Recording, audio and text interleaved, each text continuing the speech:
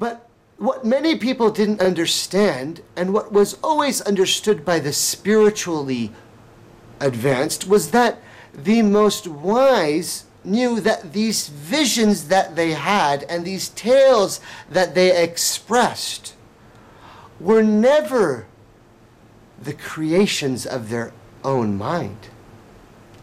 You see, all ancient communities understood that when their spiritual leaders were espousing the tales of their forefathers and the noble wisdom through allegories and myths, they were never fictitious.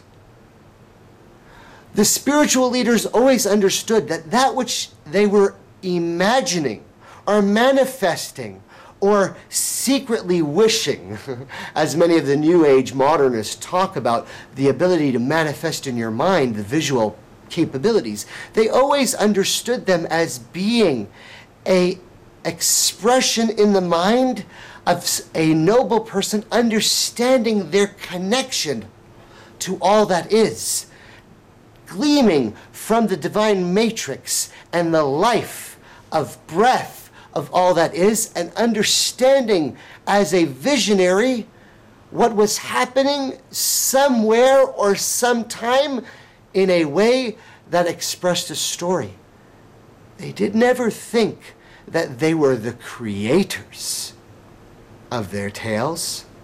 They were never so arrogant to assume that they had invented these tales.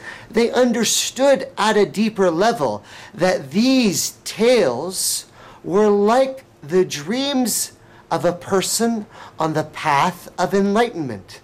That dreams and visions and tales and visions of a visionary man who was spiritually connected and wasn't lost had value because they were from a higher realm of understanding that is not the stuff of dreams and legends, but that the stuff of dreams and visions is the reality.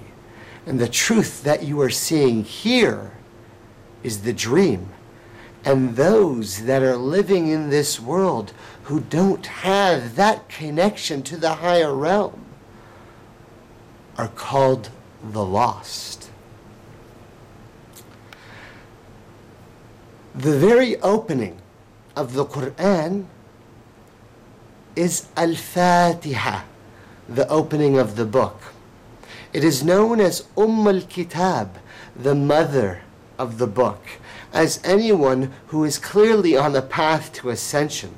And oh, my brothers and sisters, I am a Muslim, and I say it very clearly, and I am awake. And I am telling all my brothers and sisters on the path, you must know each and every brother of the family of light. And the final messenger with the final message was the Prophet Muhammad. And that final book was the Quran. And the opening chapter is the mother of the book. Because if you are on the path of ascension, you must know that you must gain the emotional connection. Whether you are a woman, obviously that is easy, but especially if you are a man. And this is why it's important for me as a man to express it very clearly, the emotional connection to the mother and to the heart that must be acknowledged, because Muslims are always accused of lacking that ability. And so, as an evidence, I must stress that the first chapter of the Quran is called al-Kitab, the mother of the book, meaning the heart, the emotional center. And the Fatiha, the opening, is espoused of such great qualities that anyone should go look into it and see. Now, the very first verse, in the name of Allah, the most merciful, the most compassionate, Bismillah ar-Rahman ar-Rahim, Alhamdulillahi Rabbil Alameen. All praises to Allah, again the term Allah being the God, the creator of all that is, the one who has created you, me, and this world, and all of the skies, and all of the beings within the skies, and the angels, and the jinns, and all that is part of all that is the creator. High above all that is, anything that he has created is the creator of all that is. Allah, the God. Alhamdulillah Rabbil Alameen. Praise be to Allah, Lord of all the worlds, all the species, all the planets, all the races. The very first line of the Quran in the very first chapter acknowledges that Muslims have been admitting and openly saying that there are many worlds. There are many worlds. And the key of discernment on the path, my brothers and sisters, is to figure out who is the creator of everything. To worship the God and none of the beings in between that have been posing as false gods in any of the time from the beginning of this story, which has gone for many, many, many millions of years, on many, many planets, in many, many galaxies, my brothers and sisters. We all know this now. The very end part of Surah Al-Fatiha is the pledge or the prayer, O Lord, guide us on the straight path. As those upon the light will always say, this is always a battle between darkness and light, and those upon the light will always want to be on the straight path, the middle path, the moderate path, never too much to the right, never too much to the left.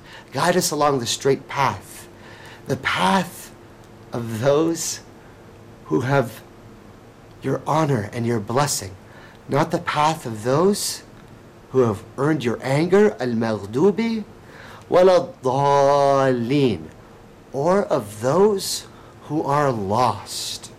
Now, this specific chapter or opening part of the Quran is what every Muslim recites in every circuit of the prayer, every day, 5 times, praying to the Lord to guide all of us to stay on the path of enlightenment and not get distracted by the dark. Not to be of those who get so arrogant that we earn the wrath of God or His anger because we lose track of it, or those who become lost. And now lost is a term that implies that you have somehow disconnected your soul from the higher realms, because we all know, those of us who are believers, that our soul is connected bihablillah, by the rope of Allah, by the cord of light to your soul, that you have this divine spark, the ruh, the soul. Since we're talking about the spiritual and the unseen, that this is what connects us, and that those who forget this become literally disconnected and they get lost in the world. And so since we're talking about stories and the importance of the story, we've been dealing with a lot of issues, and so today I wanted to talk about a specific story that is from pop culture and do something fun and exciting and media savvy, because a lot of what we do on the pop culture hot conflict thing is talk about common stories from America that reflect what people are watching. Now, one of the most important shows that has been on the air for the last few years is called Lost. Now, if you've been watching this show and you're a fan of The Lost, today is your wake-up call, brothers and sisters. All right, here we go. My name is Salim Siddiqui, and yes, you're watching the Hot Conflict Unseen series, and today we're going to be talking about the show Lost. Now, the final finale of the show Lost left us with some amazing issues. If you're understanding the importance of storytelling, then you're seeing something strange happening on television, and that is that the story Lost, because of the changes in the media and the fact that many people are watching stories and alternative forms of the internet and TV shows and DVDs and streaming and all kinds of other forms, television is changing, and what used to be franchisable television, which means a single story in a single hour that can be repeated over and over again and you can watch it once, and if you missed an hour it didn't matter. Lost is a show that shows you a tale in long form fashion, and why that is important is if you've listened to the story of truth, then you understand that a tale, to show you the signs and to be able to read the moral signpost and lightpost, has to be shown in a long tale fashion, because you have to be able to get used to and accustomed to the characters and see their rises and falls, because all people go on a natural journey in life, and iman yazidu wa yunqus. This is a fundamental of faith, that your faith ebbs and flows, my brethren.